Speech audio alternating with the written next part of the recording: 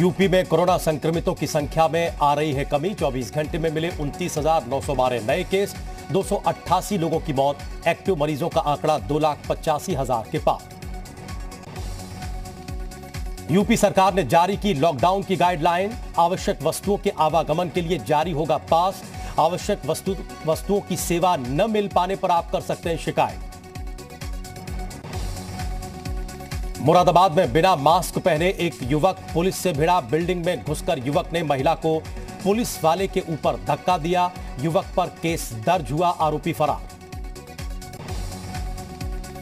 UP के CM Yogi Adityanath ने राष्ट्रीय और अंतर्राष्ट्रीय खिलाड़ियों के साथ संवाद किया। कहा, कोरोना महामारी में खिलाड़ियों की सकारात्मक ऊर्जा हमारे लिए प्रेरणा स्रोत है। यूपी की राज्यपाल आनंदीबेन पटेल ने अस्पतालों के लिए मंगवाए 30 वेंटिलेटर। लखनऊ के 5 अस्पतालों को मिले ये 30 वेंटिलेटर।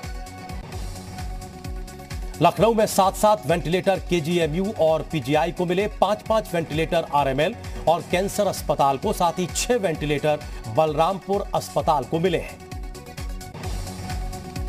10 ऑक्सीजन टैंकर्स वाली पहली ट्रेन जमशेदपुर से लखनऊ के लिए रवाना हुई। 100 मीट्रिक टन ऑक्सीजन लेकर आएगी ये ट्रेन। वायुसेना का मिशन प्राणवायु जारी है। जर्मनी से एयरलिफ्ट किए 4 ऑक्सीजन कंटेनर। गाजियाबाद के हिंडन एयरबेस पर हुई लैंडिंग।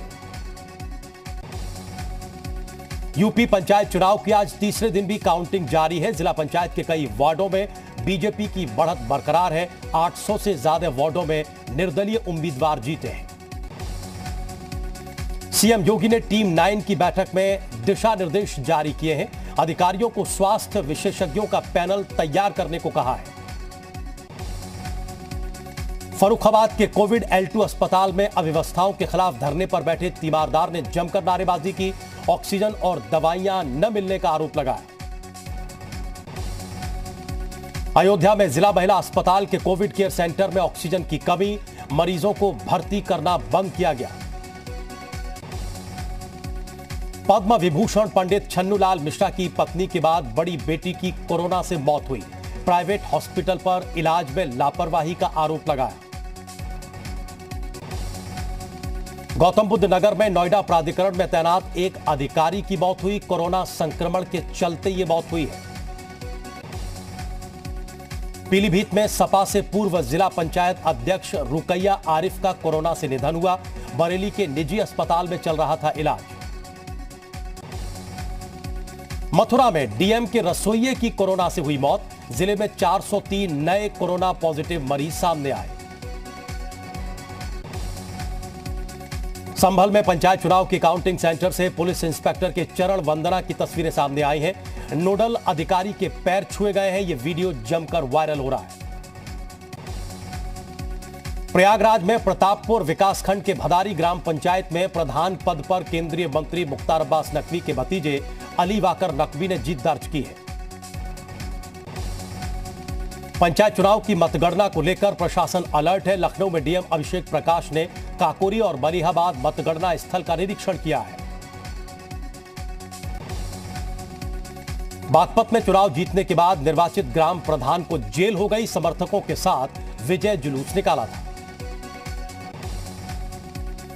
उन्नाव में विजय जुलूस निकालने वाले एक विजयी प्रत्याशी पर पुलिस ने कार्रवाई की है। नवनिर्वाचित प्रधान आफरीन को पुलिस ने गिरफ्तार किया है।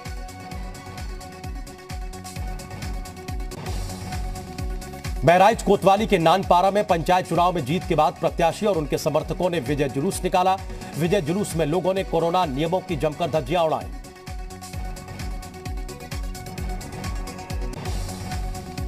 सहारनपुर बेहट में नवनिर्वाचित प्रधान दिलशाद अहमद ने विजय जुलूस निकाला। कोविड गाइडलाइंस की धज्जियां उड़ी। मुजफ्फरनगर में भी विजय जुलूस के रूप में कोविड नियमों की अनदेखी की तस्वीरें सामने आई। ग्राम पंचायत भांडुरा से जीती प्रत्याशी संगीता पाल के समर्थन में यह विजय जुलूस निकाला गया। महाराजगंज के नौतनवा ब्लॉक के क्षेत्र सेखवानी से नवनिर्वाचित ग्राम प्रधान ने जीत के बाद विजय जुलूस निकाला। जुलूस के दौरान कोरोना गाइडलाइन का जमकर उल्लंघन किया गया। जौनपुर के सिरकोनी ब्लॉक में भी विजय जुलूस निकाला गया। सोशल डिस्टेंसिंग की धज्जियां उड़ाई गई। विजय जुलूस पर रोक लगाई गई है। उधर सीतापुर में जीत के बाद प्रत्याशी ने विजय जुलूस निकाला। परसेंडी ब्लॉक के जरेली ग्राम पंचायत के प्रधान ने यह जुलूस निकाला। कोविड नियमों की धज्जियां उड़ाई गई। उन्नाव में हसनगंज ब्लॉक के भोगला गांव से प्रधान पद प्रत्याशी की मौत हुई। अपने प्रतिद्वंदी को 48 वोटों से हराकर उन्होंने ये चुनाव जीता था।